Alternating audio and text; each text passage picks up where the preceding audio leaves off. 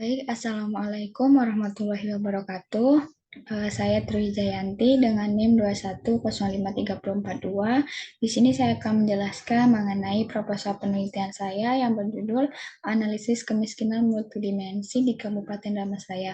Sebelumnya saya mengucapkan terima kasih kepada Bapak Dr. Lil Hendri SPD MSI selaku dosen pengampu pada mata kuliah Metodologi Penelitian dan asisten dosen Kak Delvia Savitri, SPD MPDE, yang telah membimbing kami dalam mata kuliah metodologi penelitian. Baik, untuk penelitian saya kali ini yaitu mengenai analisis kemiskinan multidimensi di Kabupaten Dharmasraya, yang akan saya jelaskan sebagai berikut. Yang pertama yaitu alasan memilih penelitian ini yaitu adalah berdasarkan dari data BPS Kabupaten Dharmasraya yaitu yang menunjukkan adanya tingkat kemiskinan yang terjadi dari tahun 2018 sampai dengan tahun 2022 itu mengalami fluktuasi.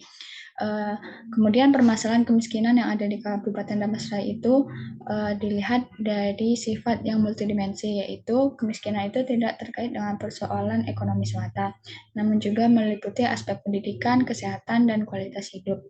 Kemudian saya tertarik untuk meneliti tentang bagaimana kondisi kemiskinan multidimensi yang terjadi di Kabupaten Dharmasraya.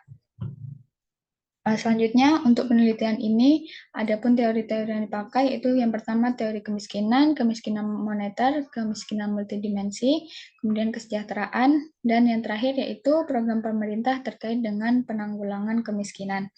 Adapun teori kemiskinan itu, kemiskinan berdasarkan Lembaga Penelitian Semeru itu menyebutkan bahwa kemiskinan itu merupakan ketidakmampuan seseorang dalam memenuhi kebutuhan dasarnya dan memperbaiki kondisi hidupnya.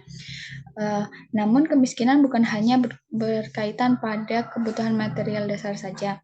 Kemiskinan juga memiliki kaitan erat dengan beberapa dimensi lain kehidupan manusia seperti kesehatan, pendidikan, jaminan masa depan, dan peranan sosial. Kemudian, adapun kerangka konseptual dari penelitian ini yaitu terdapat berbagai macam definisi maupun standar digunakan oleh para ahli dalam mengukur kemiskinan. Selama ini, pendekatan ekonomi dalam mengukur kemiskinan lebih banyak digunakan oleh instansi dalam konteks pemerintahan Indonesia yang mana pendekatannya hanya melihat sebagian kecil dari persoalan kemiskinan. Jadi kerangka konseptualnya ini adalah selama ini kemiskinan itu dilihat hanya dari sebagian kecil persoalan kemiskinan seperti kemiskinan moneternya saja. Sedangkan dalam konsep pengukuran MPI digunakan untuk melihat kemiskinan dari 3 indikator, yaitu pendidikan, kesehatan, dan kualitas hidup. Nah, jadi ingin melihat bagaimana kemiskinan itu di 3 indikator multidimensi, yaitu dari tingkat pendidikannya, kesehatannya, dan kualitas hidupnya.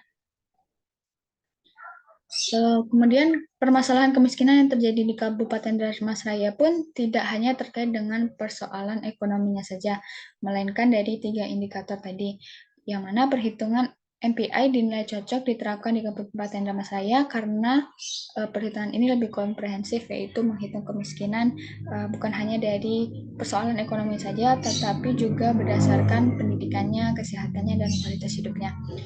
Kemudian berdasarkan uraian tadi mengenai kemiskinan multidimensi, maka saya sebagai peneliti ingin melakukan penelitian mengenai kemiskinan multidimensi di Kabupaten Dharmasraya.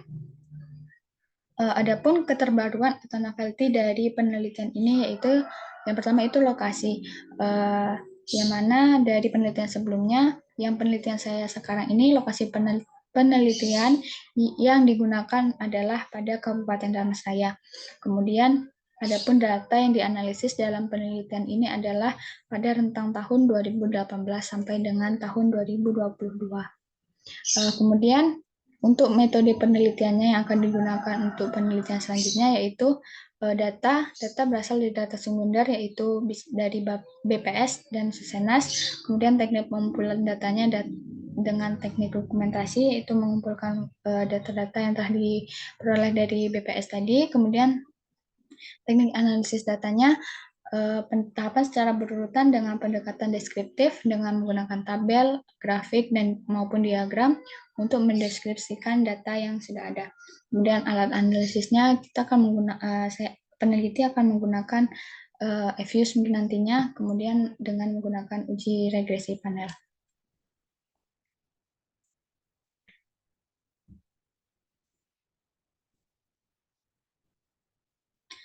Oke, mungkin sekian yang dapat saya sampaikan mengenai proposal penelitian saya dalam rangka untuk memenuhi ujian tengah semester mata kuliah metodologi penelitian. Kurang dan lebihnya saya mohon maaf. Saya akhiri dengan Assalamualaikum warahmatullahi wabarakatuh.